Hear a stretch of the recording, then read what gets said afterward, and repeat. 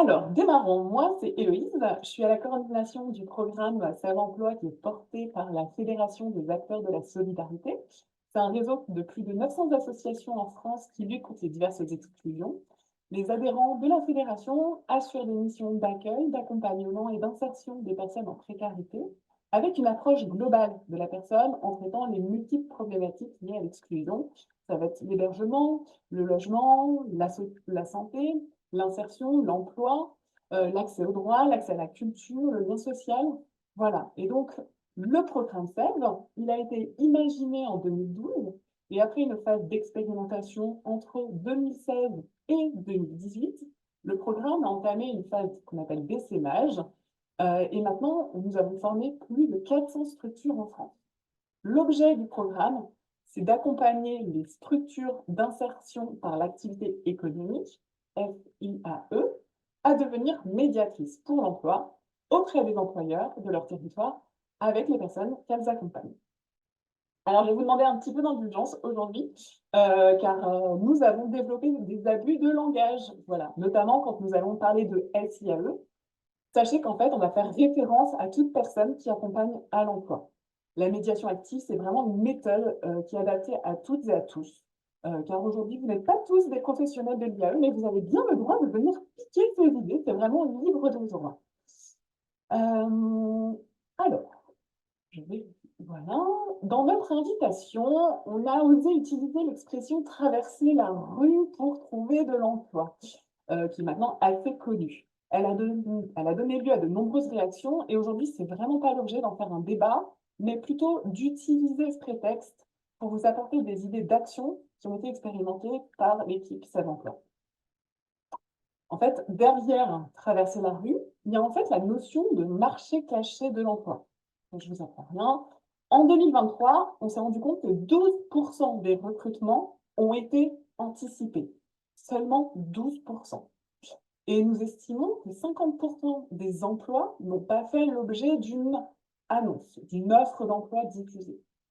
Voilà. Il faut savoir que 70% des entreprises qui recrutent ont moins de 50 salariés. Et 50% des entreprises qui recrutent, donc la moitié, ont moins de 10 salariés. Donc la majorité des entreprises ne sont donc pas dotées de compétences RH en interne. C'est donc pour cette raison qu'il faut aller au-devant de ces entreprises. Et si c'était si facile de traverser la rue pour obtenir de l'emploi, les SIAE n'existeraient pas, ni tous les autres dispositifs d'accompagnement à l'emploi. Donc, comment vous pouvez être cette rue, ce lien qui rallierait les personnes en recherche et les employeurs? C'est la question que l'on va tenter d'éclairer aujourd'hui, notamment avec ma collègue Diane, qui est référente de la formation SEL et qui, depuis plus de 4 ans, forme des équipes à la médiation active. Bienvenue, Diane. Bonjour Héloïse et bonjour tout le monde. Alors, on va commencer par un petit sondage. Donc là, vous allez voir une fenêtre qui va s'ouvrir sur votre écran. Selon vous, en tant que professionnel, je... Ah, pardon, je me suis trompée de sondage. Voilà, c'est les aléas du direct. Je lance le sondage. Pour vous, en tant que professionnel, je préfère attendre qu'une personne soit prête pour redécouvrir le monde de l'entreprise. Réponse A, oui, d'abord on lève les freins avant de rencontrer l'employeur. Ou réponse B, plutôt pas d'accord avec cette proposition. Voilà, donc vous avez cette petite fenêtre qui s'est ouverte dans votre écran. Je vous laisse répondre. Je vous laisse encore quelques secondes pour répondre à cette question.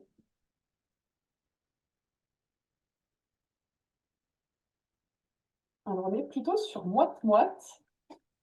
On est sur des tendances. Je laisse encore, allez, 3 secondes.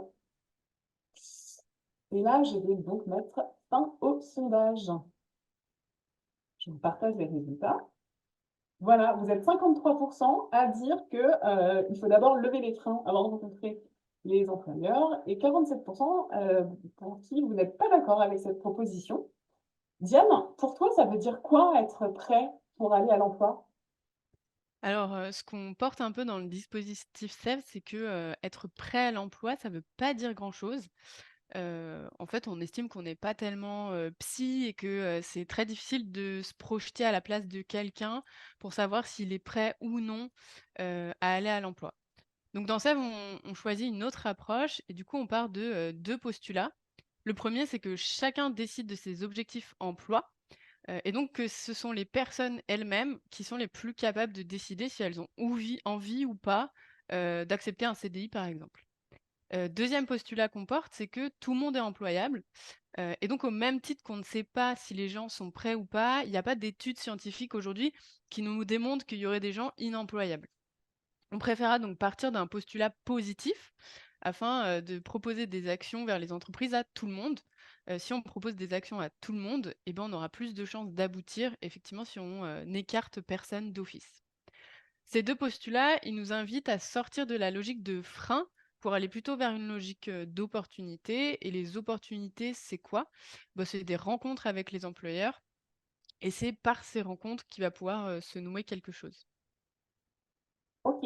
Donc, créer ces rencontres avec ses employeurs, ça permet aussi de sortir de la logique de projet professionnel. Pourquoi c'est intéressant, Diane? Eh ben, tout à fait. C'est vrai que privilégier les rencontres avec les employeurs, ça permet de se détacher de cette démarche, d'accompagnement au projet pro. En soi, accompagner, un demandeur d'emploi, une demandeuse d'emploi, dans une démarche, de définition d'un projet professionnel, c'est pas, une mauvaise démarche en soi. C'est juste que dans l'accompagnement, on peut avoir tendance à surinvestir le travail sur le projet professionnel, sous-entendant, si les gens n'ont pas de projet pro, ils ne peuvent pas trouver de travail. Or, une grande partie des salariés, en transition professionnelle qui sont accompagnés, occuperont un poste qui ne correspond pas au projet pro qui aura été travaillé par le ou la conseillère, mais qui sera plutôt le résultat d'opportunités, de rencontres, «j'ai rencontré quelqu'un, je connais quelqu'un qui connaît quelqu'un». Et donc finalement se focaliser sur le projet professionnel, c'est faire fi de l'importance des interactions avec l'environnement, le réseau, les employeurs du territoire. Et donc, c'est se dire finalement, si les personnes n'ont pas de projet professionnel, c'est pas grave. Les actions de médiation, les actions de lien avec les entreprises nous permettront d'aboutir, à des propositions d'emploi.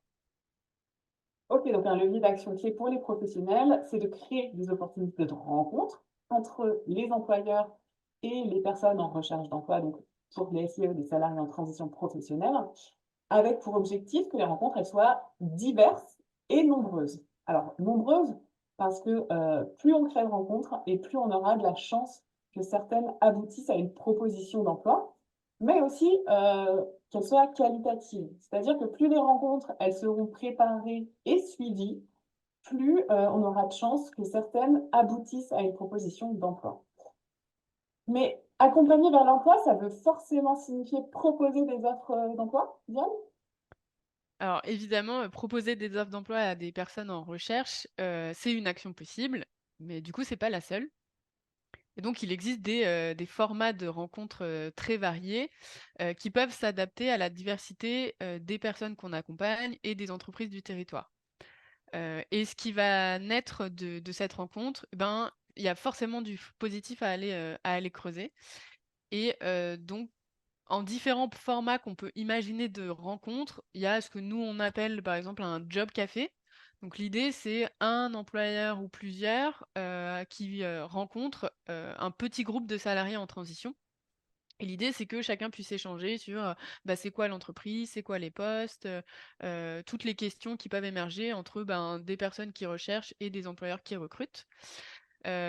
Autre type de rencontres qui peuvent se faire aussi, ce sont les visites d'entreprise.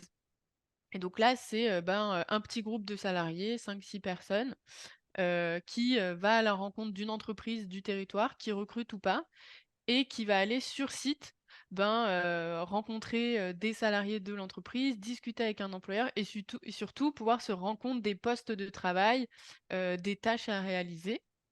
Un autre type de rencontre, ça peut être aussi, des employeurs qui se déplacent sur des chantiers d'insertion. Et donc là, c'est, aller à la rencontre, de candidats potentiels sur un chantier, donc pouvoir, ben, discuter avec des candidats potentiels qui sont eux aussi en situation de travail et qui peuvent parler de ce qu'ils font au quotidien sur le chantier et mettre en avant, leurs compétences, leurs appétences. Ça peut être aussi sur le même style des journées portes ouvertes, de dire, bah, un chantier d'insertion, finalement accueille, des employeurs du territoire qui viennent rencontrer, des salariés en transition. Et puis, dernière rencontre qu'on trouve très, très intéressant, c'est tout ce qui est de l'ordre de l'immersion, de la mise en situation de travail. Et du coup, pour nous, ça recoupe, ben, à la fois les PMSMP, donc les stages, donc un demandeur d'emploi, une demandeuse d'emploi va en stage dans une entreprise ou une mise à disposition, dispositif souvent, qu'on rencontre dans les AI ou ETTI où, pareil, bah, un salarié en transition pro, un demandeur, une demandeuse d'emploi est mis à disposition dans une entreprise sur un poste particulier.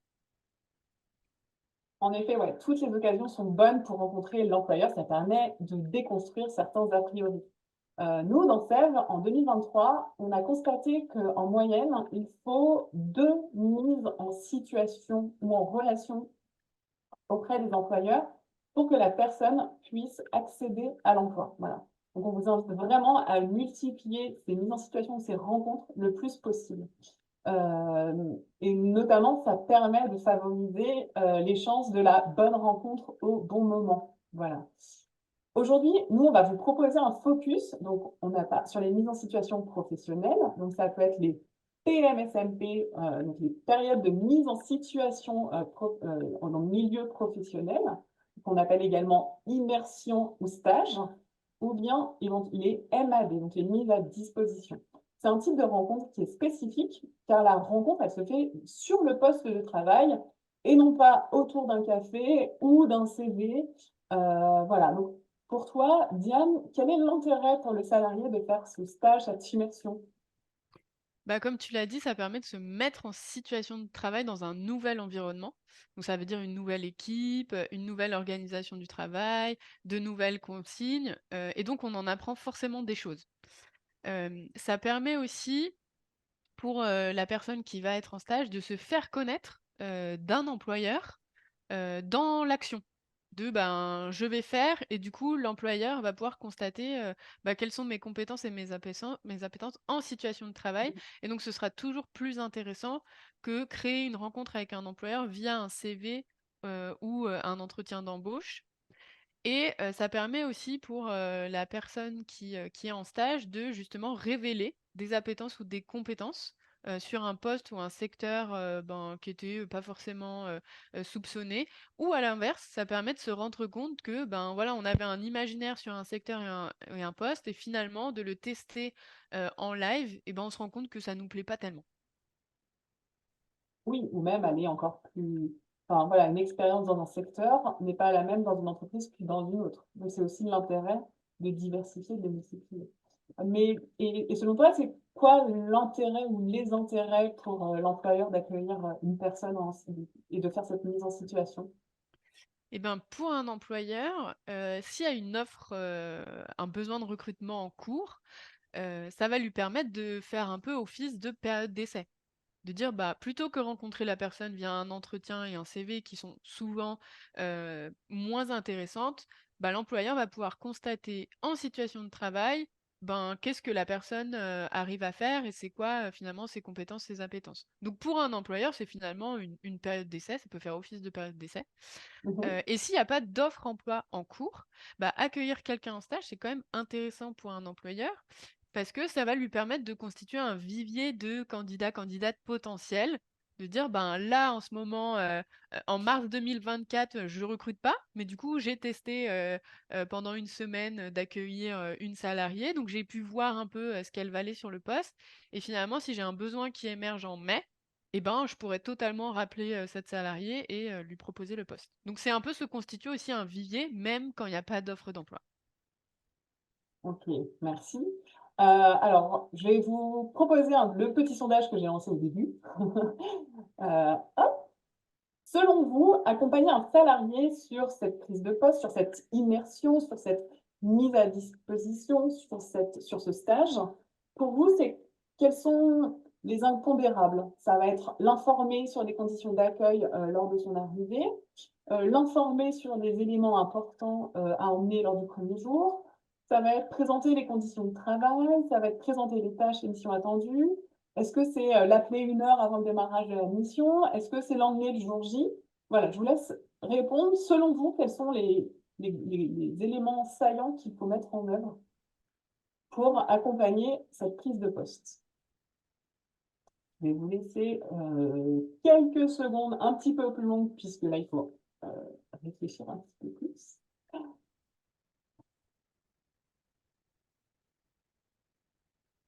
Sachant que les sondages sont anonymes. Voilà, donc n'hésitez pas à répondre spontanément.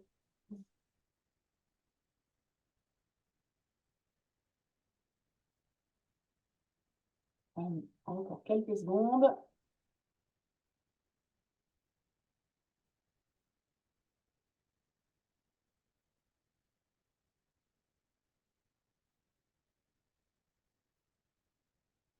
Alors, pour le moment, il n'y a aucune proposition qui fait l'unanimité.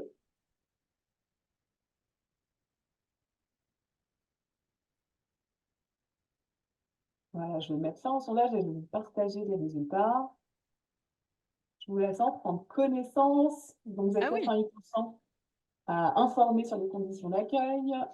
Pour 78%, vous informez, vous, ou vous pensez qu'il est important d'informer sur les éléments emmenés le premier jour. Vous êtes que 22% à appeler avant le démarrage de la mission et 23% à penser que c'est utile de l'emmener le jour J. Alors, Diane, quels sont les éléments pour toi à mettre en place avec l'employeur et le salarié pour que cette immersion, cette mise en situation se passe au mieux et aboutisse à une proposition d'emploi? bah, déjà, il y a quelque chose qui est très important dans ta question, sur qu'est-ce qu'il faut mettre en place à la fois avec l'employeur et le salarié.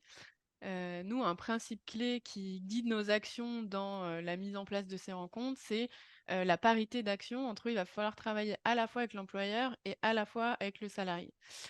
Et on a en tête qu'il y a à peu près, 3 moments clés, pour qu'une rencontre finalement aboutisse à une proposition d'emploi. Un, c'est la préparation de la rencontre. 2, c'est le suivi et 3, c'est le bilan de la rencontre. Donc par exemple, si on prend, l'exemple d'un stage d'une PMSMP, et Mhm. ben, en termes de préparation, il va falloir qu'on la prépare à la fois avec l'employeur et le salarié et donc préparer, finalement l'arrivée en stage, d'un ou une salariée, ça veut dire quoi? Ça veut dire, ben, s'accorder sur les éléments administratifs, signer un CERFA, faire le point sur, les documents, dont on a besoin, feuille d'émargement, grille d'évaluation, faire le point sur le planning, mais à la fois avec le salarié et l'employeur. Ça veut dire aussi clarifier les objectifs de l'immersion, les tâches et les missions qui seront réalisées. Ça veut dire aussi clarifier les modalités de stage du ou de la salariée, donc le lieu, les horaires, les équipements dont il aura besoin, s'il a besoin de code d'accès, est-ce qu'il a accès à un vestiaire, si, quelles sont les modalités de pause déjeuner, quel est le contact de la tutrice ou du tuteur, et quel est le contact, le nom, le prénom de la personne que le salarié ou la salariée doit contacter s'il y a un retard, une absence, et est-ce que éventuellement il y a des indemnités de transport prévues, quoi. Ensuite, c'est aussi clarifier les modalités de la prise de poste le premier jour. Qu'est-ce qui va se passer pour le salarié, la salariée le premier jour? On sait que ça, c'est souvent, un impensé, des employeurs parce que comme tu le disais, les entreprises, c'est souvent des TPE-PME, il y a pas de ressources RH, très peu, et donc finalement, le recrutement est fait, assez vite, et puis l'accueil en début, de premier jour ou les premières semaines, c'est souvent un impensé de comment ça va s'organiser. Et finalement, nous, en tant que médiateur, médiatrice, auprès d'un employeur, on peut aller le questionner là-dessus, de qu'est-ce qui va se passer pour la salariée qui arrive lundi pour son début de stage, et ça va finalement amener l'employeur à se positionner et à se poser ces questions-là. Et donc ça veut dire quoi? Clarifier, les modalités de la prise de poste, c'est, définir qui accueille la personne, où, quand, comment. Est-ce qu'il y a une visite des locaux? Est-ce qu'il y a une présentation au collège? Est-ce qu'il y a une remise des EPI? Est-ce qu'il y a une formation en binôme, un accompagnement en binôme qui est prévu, sur les premiers jours, de la prise de poste? Et ensuite, c'est présenter à l'employeur et à la salariée, les modalités du suivi de la période de stage. Donc, présenter qu'on va, les appeler, le premier jour, qu'on va les appeler peut-être le troisième jour, le cinquième jour, le dixième jour, et qu'on fera peut-être un bilan, au 15e jour. Donc ça, c'est tout la partie préparation, donc en amont. Et il peut se faire aussi, ça apparaissait dans ton sondage, d'aller sur site au sein de l'entreprise avant le début du stage. Ça permet à la personne de pouvoir prendre ses marques un peu dans l'entreprise et d'ores et déjà de rencontrer son responsable ou sa tuteur, son tutrice. Donc ça aussi, c'est un truc qui marche très bien pour mettre en confiance les gens avant l'arrivée en stage. Donc ça, c'est la partie plutôt prépa. Ensuite, il faut suivre l'immersion. Donc, ça veut dire, faire des points réguliers à la fois avec le salarié ou l'employeur, pas forcément ensemble. Mais du coup, c'est, s'informer, qu'est-ce qui s'est passé le premier jour, s'informer du démarrage quoi, avec l'employeur, avec la salariée. Ça veut dire aussi faire des points réguliers. Donc, bon ça se définit, avec, l'employeur, avec la salariée, mais ça peut être au bout de 3 jours, au bout de 5 jours, au bout de 10 jours. Et donc c'est, questionner, qu'est-ce qui va bien? Quels sont les axes de progrès? Est-ce qu'il y a besoin de réajuster des choses? Et puis enfin, il y a une phase bilan et donc là, pareil, ça peut être fait, en tripartite avec, l'employeur et la salariée ensemble, mais ça peut se faire aussi séparément. C'est plus confortable quand, par exemple, il y a des petits points de tension de faire ça séparément, parce qu'en tant que médiateur, médiatrice, on peut se retrouver parfois en porte-à-faux entre, un employeur qui est pas content, un salarié qui est pas content et un peu se dire: «Bah, moi, je suis au milieu, comment, je peux faire que finalement ça se passe bien?» Donc ne pas hésiter à faire des points, bilatéral avec chacune des parties séparément, c'est pas très grave. Et du coup, là, pareil, c'est aller questionner, qu'est-ce qui s'est bien passé, dans le stage? Quels sont les axes d'amélioration, possibles? Quelles sont les perspectives possibles? Voilà. Et finalement se donner aussi avec, chacun un plan d'action pour la suite. De dire, pour, la personne qui a suivi le stage comment elle peut s'en saisir? Voilà, est-ce que finalement elle a envie de manifester auprès de l'employeur un intérêt pour rester dans l'entreprise? Est-ce qu'elle a envie de refaire un stage dans ce même secteur? Est-ce que finalement, ce secteur, on se dit, bah non, c'est pas ça, donc on va aller faire un stage dans un autre secteur? Et pareil auprès de l'employeur, toujours l'engager dans une action derrière. Est-ce que lui, si la salariée a manifesté son intérêt de rester, lui, il est OK pour finalement continuer et la prendre en CDD, en CDI? Qu'est-ce qui peut être mis en place s'il y a des axes de progrès finalement qui ont émergé? Et si finalement il n'y a pas d'opportunité d'emploi, comment l'employeur peut être en soutien, donc soit se faire relais auprès d'autres entreprises du territoire qui recherchent, ou aussi servir de référence à là où le salarié qui pourrait candidater à un emploi dans une autre entreprise.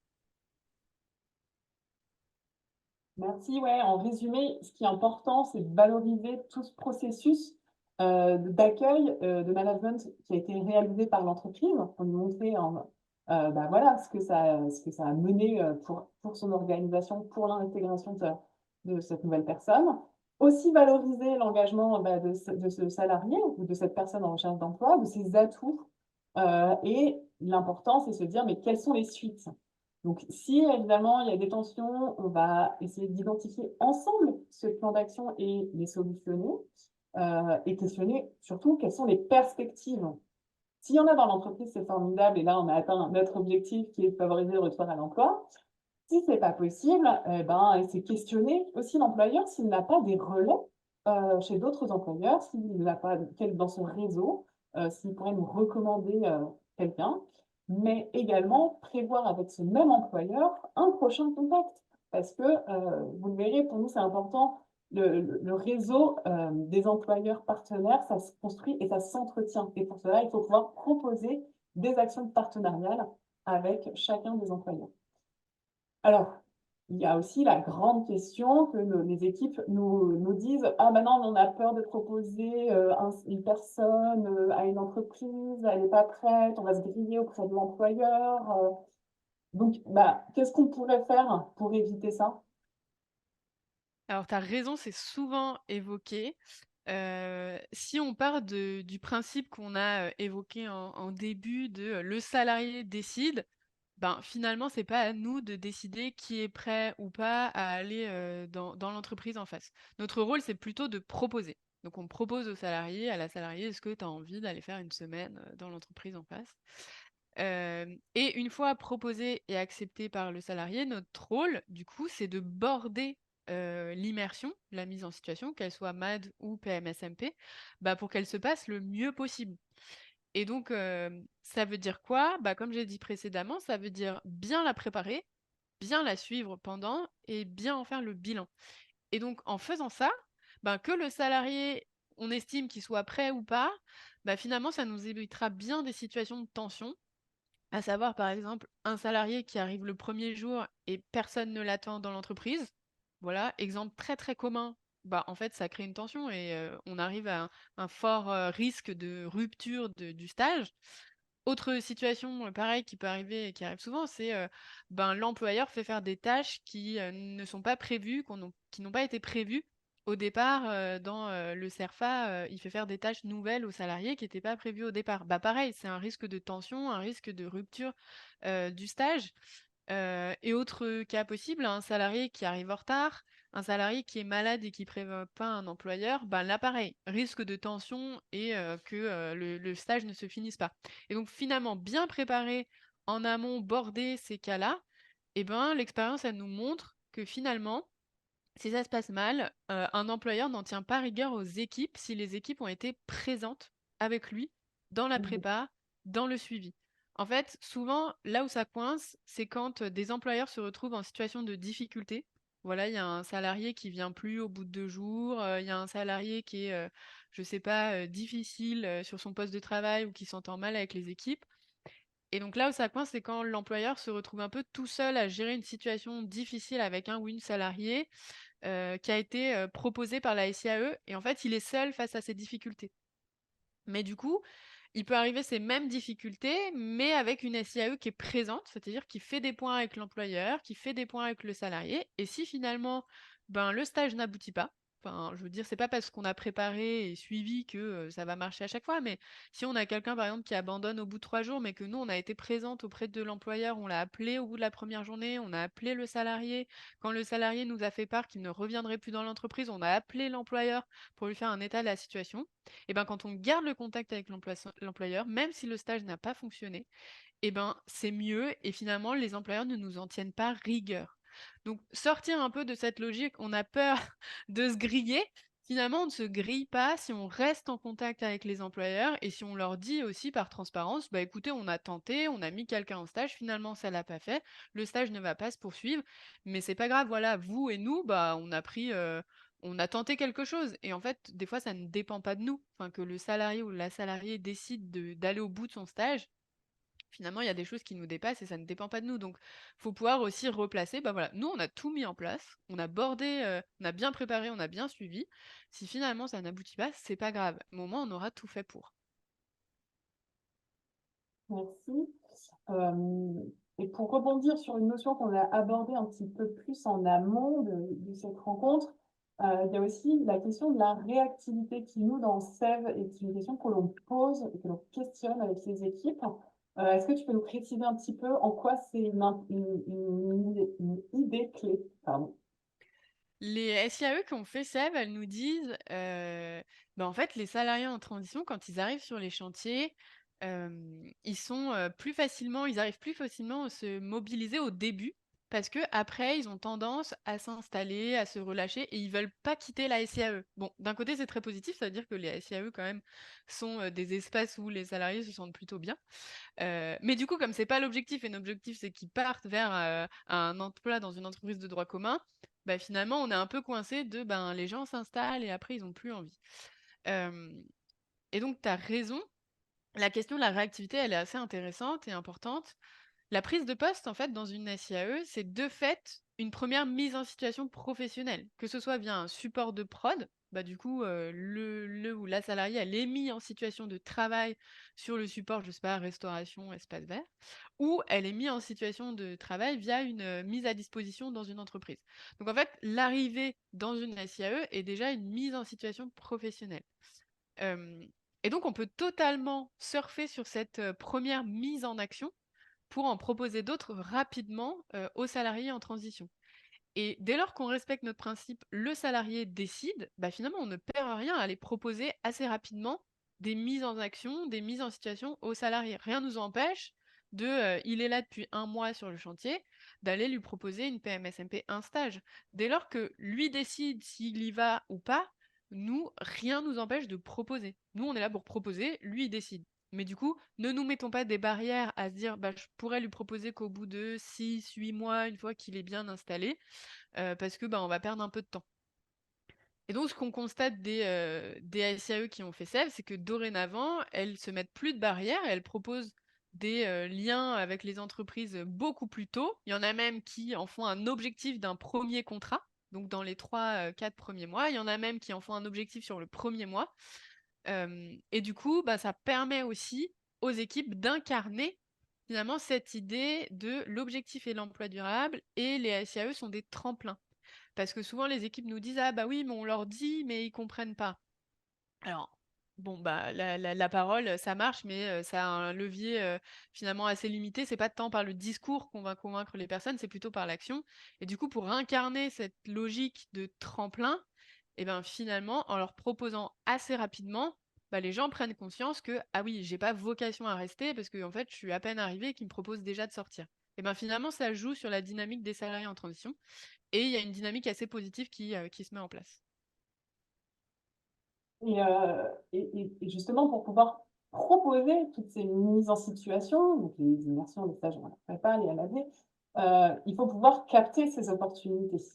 Selon toi, qui doit aller chercher ces opportunités? Comment on y a accès? Eh ben, tout le monde peut aller chercher, des opportunités auprès des entreprises. Il suffit d'aller rencontrer les entreprises du territoire et leur poser la question.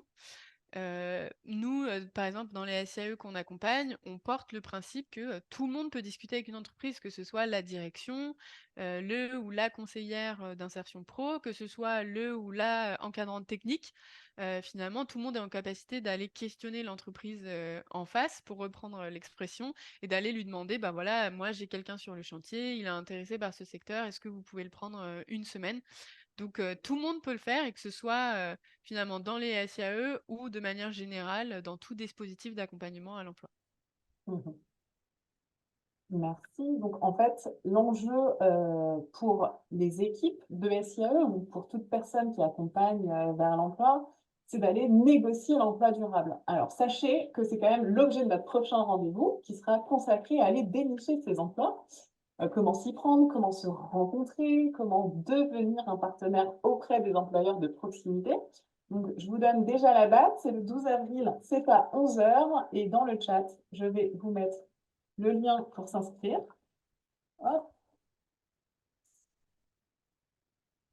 voilà, le lien d'inscription à notre prochain webinaire qui sera dédié à aller dénicher les emplois. Là, nous avons brossé de manière très large et globale les actions que l'on peut proposer aux personnes qui sont en recherche d'emploi pour les mettre en action pour aller vers l'emploi. Mais j'imagine que vous avez eu des questions. Donc, Mathilde, est-ce que tu peux nous faire la voix des questions qui sont remontées des participants? Oui, tout à fait. Alors, effectivement, on a eu quelques questions et les gens ont bien voté. La première question qui était de Marie-Aude, c'était de savoir justement comment aborder l'employeur pour qu'il accepte en fait les mises en situation, d'accueillir des personnes en stage. Et ça recoupe une ou deux autres questions qui étaient autour en fait de comment aborder les entreprises, quel discours avoir, sachant que on se prend assez vite des noms, quoi. Mhm. Diane, je sais que c'est ton sujet de prédilection. Alors, ce qui est sûr, pour avoir accompagné moi en prospection pas mal d'équipes de SIAE, ce qui est sûr, c'est que l'approche de rentrer, tout de suite, en frontal face à l'employeur et lui demander: «Est-ce que vous seriez prêt à prendre quelqu'un en stage?» La réaction de tout le monde de défense, c'est: «Ouh là là, j'ai trop de boulot, ça m'intéresse pas votre truc». Donc finalement, c'est pas tant comme ça qu'on va réussir à alpaguer, les employeurs en face. Une approche qui marche mieux, c'est plutôt de rentrer par la petite porte et d'aller leur dire: «Ben, voilà, nous, on est, une structure d'accompagnement vers l'emploi du territoire. Notre objectif, c'est, bah, prendre connaissance un peu, des employeurs du territoire et mieux comprendre, leurs besoins de recrutement. Donc, est-ce que vous seriez d'accord pour, qu'on fasse un rendez-vous ensemble pour mieux comprendre, bah, vous, votre activité d'entreprise, et et nous, vous présenter ce qu'on fait?» Et du coup, par là, bah, l'employeur en face, ça lui permet de se dire: «OK, ils vont rien me demander d'engagement tout de suite», et finalement, lui va percevoir «Ah, ils ont mieux envie de comprendre mon activité, mieux envie de comprendre mon entreprise», et donc finalement, comme les gens adorent parler d'eux, parler de leur métier et de ce qu'ils font, et ben, cette approche-là, elle marche beaucoup mieux. Donc, ne pas rentrer en frontal de est-ce que vous prenez des stagiaires? Souvent, ça marche pas trop, mais plutôt dire, bah voilà, on est un dispositif du coin, on fait le tour des entreprises du secteur. Est-ce que vous pouvez nous recevoir en rendez-vous une demi-heure cette semaine ou la semaine prochaine? Il n'y a pas d'urgence. Et l'idée, c'est bah, mieux comprendre votre activité, vos besoins, vous présenter ce qu'on fait, et puis à l'occasion, peut-être ben, pouvoir mettre en place des actions communes. Et donc, ça marche beaucoup mieux. Est-ce qu'il faut préciser que c'est gratuit pour les SIAE notamment, qui sont structures, soit chantier d'insertion, entreprise d'insertion, parce que de toute façon, pour les associations intermédiaires ou les entreprises de travail temporaire d'insertion, c'est des mises à disposition qui sont payantes. Donc, comment on précise les choses? T'as raison, une des questions que peuvent nous opposer les employeurs qu'on rencontre comme ça, c'est mais c'est quoi votre truc? Vous êtes une boîte intérim, c'est payant? Non, de bien leur rappeler que en fait, ben, on est un dispositif subventionné par l'État pour appuyer à la fois les demandeurs d'emploi du territoire et appuyer également les entreprises du territoire à mieux recruter. Et donc comme ça permet de remettre un équilibre de bah, on accompagne les deux parties. Notre job, c'est bien de faire de la mise en lien, mais on n'en attend rien de l'employeur. Enfin, l'employeur, pour lui, ce service-là est gratuit, entre guillemets, parce qu'il est subventionné par les pouvoirs publics. Super, merci. Est-ce qu'il y a d'autres questions, Mathilde? Oui, tout à fait. Et je remets ma vidéo que je n'avais pas mise. Oui, et ben merci. En plus, tu as répondu en même temps, je pense, à deux, trois questions qui étaient, comme je disais, sur les approches, comment on gère la question du manque de temps des employeurs qui vont un petit peu nous dire très vite. Une autre question, c'était un peu même en amont, c'est finalement comment repérer en fait des employeurs. Et ben là, les structures d'insertion nous disent, finalement, en termes de ciblage, il y a trois possibilités. Première possibilité, c'est la proximité. En vrai, ça marche très très bien auprès d'employeurs de dire, bah, en fait, nous, on a nos bureaux au bout de la rue, on passe devant chez vous tous les jours et on ne sait pas ce qu'on fait. Et du coup, ben, faire le tour, on fait le tour des entreprises du coin, on est venu à pied. Finalement, cet argument de proximité, parce que eux, forcément, ils ont déjà vu vos bureaux aussi. Enfin, il y a un espèce de lien qui se crée. Donc, allez juste voir les entreprises qui sont au bout de la rue, qui sont à côté. Ça marche très très bien de se présenter comme ça. Deuxième élément que nous font ressortir les structures d'insertion, c'est ben, aller chercher des entreprises, des secteurs qui intéressent les salariés en transition. Donc voilà, si j'ai un salarié en transition qui est intéressé par un secteur espace vert, bah, autant que j'aille rencontrer des entreprises espace vert. Et ensuite, troisième possibilité que nous font remonter les SIAE, c'est ben, aller rencontrer les entreprises du coin qui ont des besoins de recrutement et du coup qui l'ont fait savoir. Voilà, souvent, soit parce que sur Pôle emploi, on constate qu'il y a beaucoup d'offres d'emploi d'une même entreprise, soit il y a devant la devanture de l'entreprise une grande étiquette où il y a écrit on recrute. Ben là aussi, rentrer et leur dire ben j'ai vu que vous recrutiez, j'ai envie de mieux comprendre ce que vous faites, pouvoir mieux comprendre vos besoins et pouvoir peut-être vous proposer des gens qui sont intéressés, bah ça marche aussi très bien. Dernière petite question qu'on avait en cours, qui est un petit peu plus générale, c'était est-ce que SEV, justement, la formation, le programme, s'adresse à certains types de SIAE? Est-ce qu'il y en a un type de SIAE qui est plus adapté pour travailler sur ces sujets-là? Alors, SEV, c'est ouvert à tout type de SIAE, donc que ce soit les ACI, les AI, les ETTI ou les EI, donc entreprises d'insertion, entreprises temporaires d'insertion, associations intermédiaires et ateliers chantiers d'insertion. Après, dans la représentativité des structures qu'on forme, il y a quand même une majorité d'ACI, donc de chantiers. Pourquoi? Bah, parce qu'en fait, je pense que, de manière nationale aussi, en termes de représentation des SIAE, je pense que les ACI sont majoritaires. Donc finalement, on retrouve un peu aussi cette tendance, dans les structures qu'on accompagne.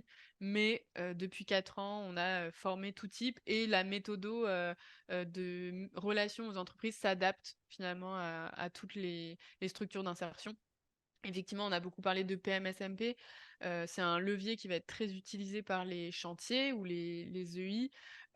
Mais pour les AI ou les ETTI, on va pas tellement utiliser ce levier-là. Ça va être plutôt le levier de la MAD qui va être utilisé. Donc la méthodo s'adapte.